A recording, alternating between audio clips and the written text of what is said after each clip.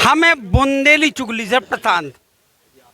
और आज बड़ा मिला कि रामबाग आश्रम में प्रति वर्ष की भांति इस वर्ष भी एक भव्य मेले का आयोजन किया गया है। हम कुछ अतिथिगणों से और गुरुजनों से जानकारी लेते हैं। महाराज जी, सर्वप्रथम तो आपके चरणों में मेरा सादर प्रणाम। गुरु जी, ये मेला किसकी पुण्य स्मृति में लगाया जाता है? सबसे पहले सभी भक्तों को सिया राम में सब जग जानी करहूँ प्रणाम, जोर जुग पानी सभी को जय जय श्री सीताराम। और बड़े हर्ष का विषय है, बड़ी खुशी की बात है। एक तरफ तो दुख भी होता है कि यानी समय के पहले वो चले गए, लेकिन समय के पहले कुछ नहीं होता, उनका समय ही आ गया रहा होगा। क्योंकि हनुमान बाग की स्थापना में लगभग 76 की बात होगी, 75 में 76 का मुझे याद है कि चित्रकूट से हनुमान जी की मूर्ति हम लोग दीनदयाल दास जी को दिलवाए थे। और यहाँ एक वृक्ष था उसका अचार का, उसमें टिकाई गई थी। तो पहले हनुमान बाग स्थापित हुआ।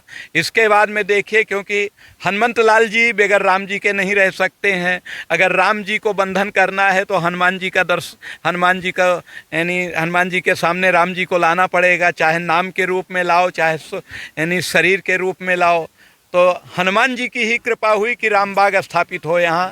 तो उन्होंने अपने भक्त महामंडलेश्वर स्वामी राम किशोर दास जी को चुना और वो भी जगह देखा कि यहाँ के डूंगड़े खोद खोद करके और निकाल के इतनी मेहनत करके एक राम बाग स्थापित किया। राम बाग स्थापित करने वाले महंत स्वर्गीय महामंडलेश्वर राम किशोर दास जी और राम बाग हनुमान बाग को स्थापित करने वाले स्वामी दीनदयाल दास जी। दीनदयाल दास जी के जाने के बाद सीताराम बाबा ने बहुत अच्छे से संभाला। और यह दोनों स्थान आप नगर वासियों के एक धरोहर के रूप में है, क्योंकि स्थापित करता चले गए। अब इसको संभालना और चलाना हमारा आपका सब काम है। यह मेला हम चाहते हैं कि सदैव स्वर्गीय महामंडलेश्वर श्री राम किशोर दास जी की स्मृति में चलता रहे। और यही चलाना हमारा सब सनातनियों का दायित्व और धर्म होता है कि गुरु और संतों की चलाई हुई परंपरा को आगे बढ़ाएं। हम परमात्मा से प्रार्थना करते हैं, श्री हनुमंत लाल जी से प्रार्थना करते हैं कि आप सभी को बहुत सुंदर मार्गदर्शन दें, सबको सद्बुद्धि दें। और कलयुग में एकता की आवश्यकता है। यहाँ लोग बंटने बांटने का काम करते हैं, इससे बचें। भगवान राम ने 4 भाइयों के सहित अवतार लिया था। हमारे यहाँ 4 दिशाएं हैं, 4 वर्ण हैं, 4 मढ़ी हैं, 4 मठ हैं, 4 संप्रदाय हैं, 4 दिशाएं हैं। ये सब सत्य है। इसीलिए राम जी ने 4 किया था। और 4 वर्ण है हमारे, ब्राह्मण क्षत्रिय वैश्य शूद्र। और ये चारों वर्ण हमारे शरीर में भी हैं। ये मस्तक क्या है? ब्राह्मण है। ये भुजाएं क्या हैं? ये क्षत्रिय हैं। ये पेट वैश्य है। और पैर हर जगह जाते हैं, शूद्र हैं। लेकिन प्रणाम किसको किया जाता है? पैरों को। और पैर को हम शूद्र मानते हैं। कोई किसी को प्रणाम करता है तो यहाँ तो नहीं छूता, पैर छूते हैं। कहने का तात्पर्य कि हम चारों वर्ण राम जी के हैं, राम जी हमारे हैं। हमें आपस में बंटना नहीं चाहिए। हमें अपने सनातन को बचाने के लिए, अपनी गौ माता की रक्षा के लिए, अपने मठ मंदिरों की रक्षा के लिए और अपने गुरुजनों के द्वारा जो चलाई गई परंपरा को चलाने के लिए हमेशा तत्पर रहें, तन से, मन से, धन से। यही हमारा सबसे संदेश है। सबसे यही कहना है कि हम सब एक हैं और हमें राम राज्य की स्थापना करने के लिए, क्योंकि ये हिंदू राष्ट्र बने, हिंदू राष्ट्र जब तक नहीं बनेगा तब तक गौ माता की रक्षा नहीं हो सकती है। इसलिए आपने कभी सोचा नहीं होगा कि हमारे छतरपुर से इतनी बड़ी आवाज़ उठाने वाला कोई आएगा। आज हमारे बीच में धीरेन्द्र शास्त्री, नई उम्र के बालक। तो ये किसकी कृपा है? श्री हनुमान जी महाराज की कृपा है।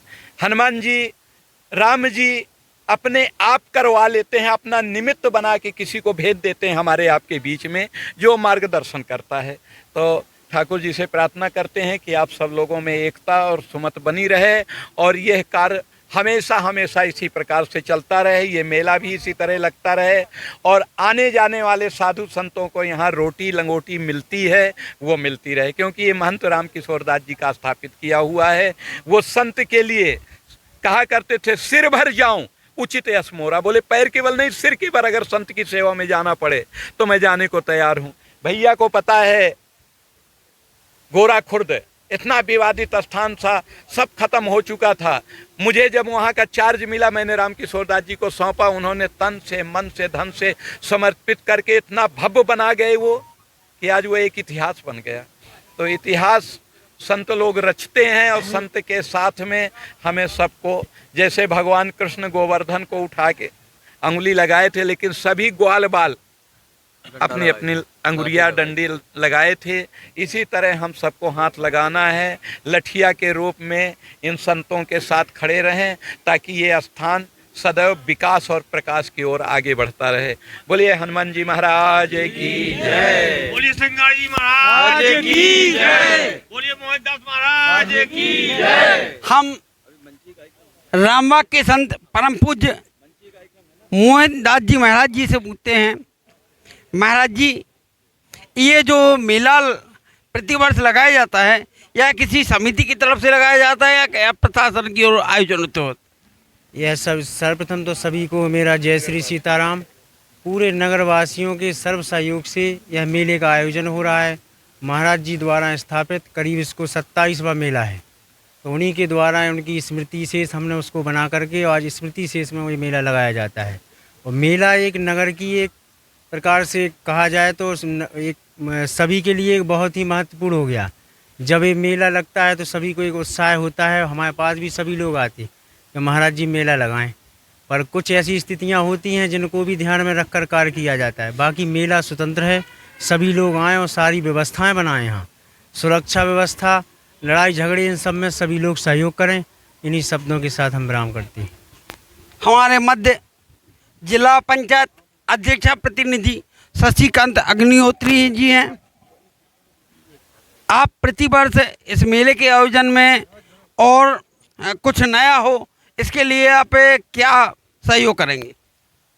सर्वप्रथम तो सभी संतों के श्री चरणों में नमन। और निश्चित रूप से यह भव्य मेला लगातार कई वर्षों से हमारे संपूर्ण नगरवासियों के सहयोग से और उनकी निश्चित रूप से तत्परता से और उनकी गंभीरता की वजह से लगातार लगता है। पिछले वर्ष भी जो चीज़ें थी उनमें इस बार कई चीज़ें नई देखने को भी मिल रही हैं। इस बार हम लोग चाहेंगे भी कि सबकी जितने जो मनसा थी उसको पूर्ण करते हुए किस प्रकार से और भव्यता इस मेला को दी जा सकती है और शासन प्रशासन का भी इसमें क्या सहयोग हो सकता है, लगातार चर्चा करते हुए उसको भी सभी लोगों को इसमें सम्मिलित करते हुए और हमारी जो नगर की शान है लगातार ये और बढ़ती जा रही है उसको भी लगे किस प्रकार से हम बेहतर कर सकते हैं, उसके लिए हम सब मिलकर प्रयास करेंगे।